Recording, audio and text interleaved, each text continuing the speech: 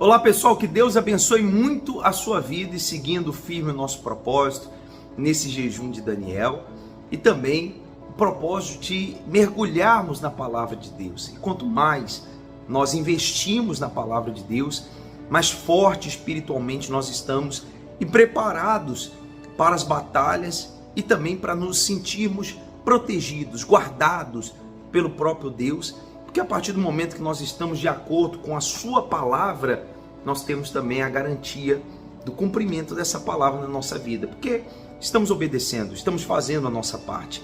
E lendo aqui o livro de Josué, no capítulo 20, falando sobre as cidades de refúgio, bem no finalzinho do primeiro capítulo, que a gente está falando de capítulo 20, versículo 9, diz assim: essas são as cidades que foram designadas para os filhos de Israel e para o estrangeiro que habitasse entre eles, para que se acolhesse a elas todo aquele que por engano matasse alguma pessoa, para que não morresse das mãos do vingador do sangue, até se apresentar diante da congregação. Essas cidades que eram edificadas no passado como um refúgio, uma proteção contra aqueles que haviam cometido a morte, haviam tirado a vida de outra pessoa, mas por engano, e isso era julgado, e as pessoas eram inocentadas, mas ao mesmo tempo elas precisavam ficar exclusas, elas precisavam sair ali da onde moravam para que não cometesse ou não houvesse nenhum julgamento errado. Essas cidades refúgio, eu fico imaginando, trazendo para hoje o cuidado que nós temos que ter no nosso relacionamento com Deus, de nos refugiar na presença dele, sabe, de estarmos na presença dele. Infelizmente a gente pode tomar essa imagem do vingador do sangue como a imagem do mal, do diabo, que está sempre procurando de alguma forma atingir você, me atingir, devido aos erros que nós cometemos. Você já deve ter passado por situações, principalmente você que já está na fé, de lembrar de erros do passado, situações que aconteceram e que você já não vive mais nesse erro, nesse pecado, mas você se sentir acusado, você se sentir mal por algo do passado que não dá para você voltar, não dá para você consertar, porque já foi, já passou, não tem como voltar no tempo.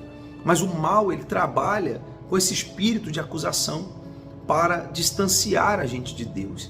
E na verdade, de alguma forma, suscitar em nós algum peso de culpa e realmente fazer com que, espiritualmente falando, é como se a pessoa viesse a ser atacada, Esse vingador do sangue ataca ela para afastá-la de Deus e da presença de Deus.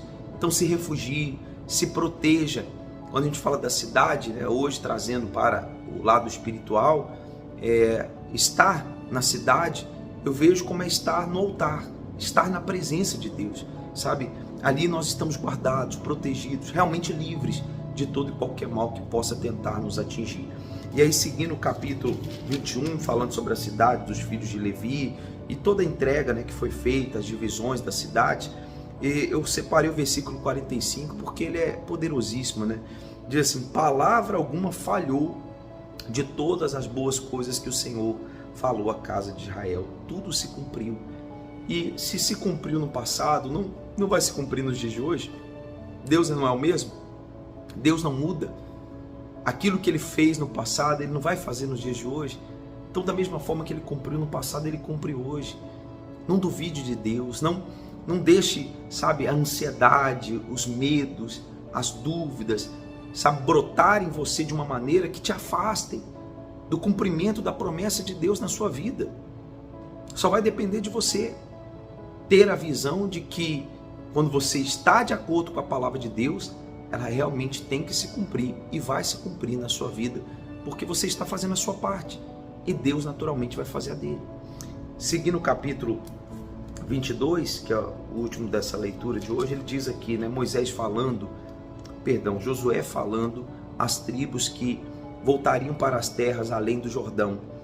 Josué disse assim para eles: tão somente tende o cuidado de guardar com diligência o mandamento e a lei de que Moisés, o servo do Senhor, vos mandou, que ameis o Senhor vosso Deus e andeis em todos os seus caminhos e guardeis os seus mandamentos e vos achegueis a ele e o sirvais com todo o vosso coração e com toda a vossa alma.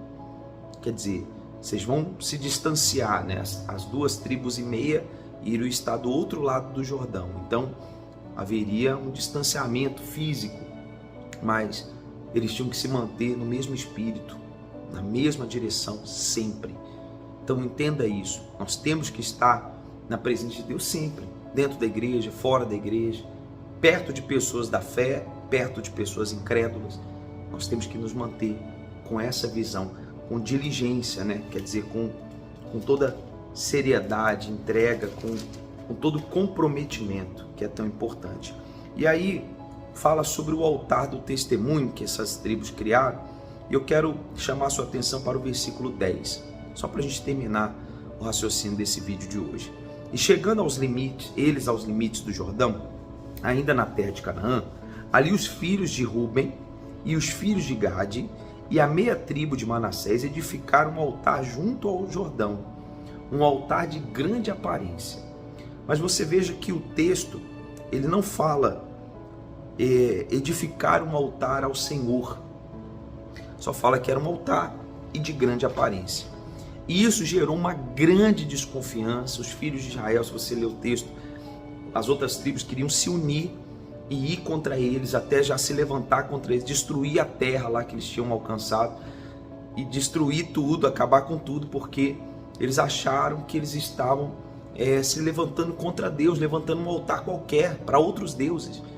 E eles são repreendidos, e o sacerdote vai lá e fala com eles, e eles dizem: não, a gente levantou isso aqui não para holocausto, para sacrifício, para nada, apenas como uma lembrança do que Deus fez, do que Deus agiu, e para que nós tenhamos esse altar como testemunho de como Deus agiu aqui em nosso favor, para que todos se lembrem de Deus como uma forma de lembrança. Só que eles não deixaram isso claro a princípio, e é isso que é o grande problema. A gente tem que deixar a nossa fé clara, para que você não venha cometer erros, ou as pessoas venham julgar ou ter uma visão a seu respeito que possa de repente até contaminar a fé delas, possa fazer elas terem julgamentos contra vocês, ou fazer algo contra você que até te prejudique, sabe, olhando para você como se você estivesse seguindo um caminho contrário à fé. Tome cuidado, tenha a sua fé bem definida e deixe isso claro, porque eles haviam edificado um altar de grande aparência, mas ninguém sabia para quem era. Depois eles vêm falar que é o altar do testemunho e tal, para ser testemunho, mas a princípio ninguém sabia, e por isso surgiu-se um temor. Lembraram de Acã, né, tudo que aconteceu com ele, como ele foi tragado pela terra, enfim. Mas que a nossa fé seja uma fé clara, bem definida no Deus que nós servimos, tá bom? Não seja algo, sabe, mais ou menos, sabe, as pessoas não sabem, talvez ninguém no seu trabalho sabe que você é da fé, porque você não se posiciona muito bem, sabe, na escola, nos seus ambientes, principalmente com pessoas incrédulas, porque você fica até com: eu sou da fé, mas eu não preciso ficar mostrando para ninguém. Não, de fato, você vai querer ficar carregando uma Bíblia, não é isso. A questão é você ter uma fé realmente bem definida, tá bom? Nós ficamos por aqui. Se você gostou, curta, compartilhe, comente aí também se você quiser deixar o seu comentário, e mande esse vídeo para outras pessoas. Vamos fazer chegar a mais pessoas essa mensagem, tá bom? Se você quiser se inscrever também, sempre um novo vídeo todos os dias. Que Deus te abençoe e até o nosso próximo vídeo.